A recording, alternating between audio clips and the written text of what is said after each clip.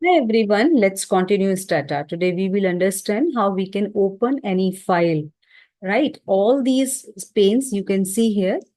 On the left hand side, I had already explained you. This one is the history, and where is you can see any command and you can reuse this command. And right hand side, you can see all the types of the variables you can see here, and all the properties of these variables you can find here. And here is that would be there is you have to give command. So let me open one of the example file here, and before this let me just show you these are the some icons are here. These icons are very helpful to manage your file, and this one is the data editor, which one is the you can simply you can just see what are the variables available in your file. But this one is the data editor. Data editor means you can write your variables, new variables you can enter, or you can change your existing variables also. So now, and this one is the, we are going to use, this one is the do file editor. Here is this would be like we were using in our studio script, where we are writing script. So this one is the write script writer. So we will use it later. And there is the file. Here is some example data sets are here. So let me open this Stata 15 manual data set. And I just want to open this file. Uh, this file is already open, and I just want to show you, let's say, some other file we can open.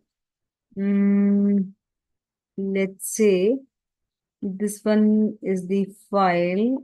Mm, we can say this one is the file mortality.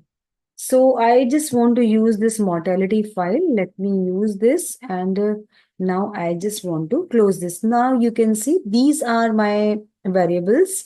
This one is the nation, age, population, deaths. Right. Suppose I want to know what is the age, what are the properties of this age variable. So now we can see age variable, and this one is this type is byte. And let's say population. So this one is the floating variable, and this one is the death, and that one is again a floating variable. So all these variables are available. Let's say suppose I don't want to use this file. I want to use another file. So I will write sys use. Let's say there is one of the file is, let's say, auto, very popular file, and I will just press enter. So now you can see a moment I had used this command sys use auto, and now all the variables are open right hand side of this file under this file. So this one is the make, price, MPG, and all these things, trunk, weight, length, etc. And suppose I want to know what is the property of this particular variable price. So now you can see this one is the type is integer. And now what I have to do, let's say I want to summarize, let's say I want to summarize this variable. Let's say I'm writing here is price. So I would press enter. So now you can see summary of this particular variable, and summary of this particular variable. Now you can see, let me little bit, I just want to, right.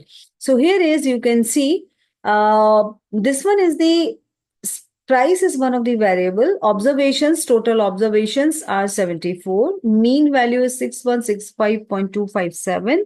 Standard deviation is 2949 and 0.496.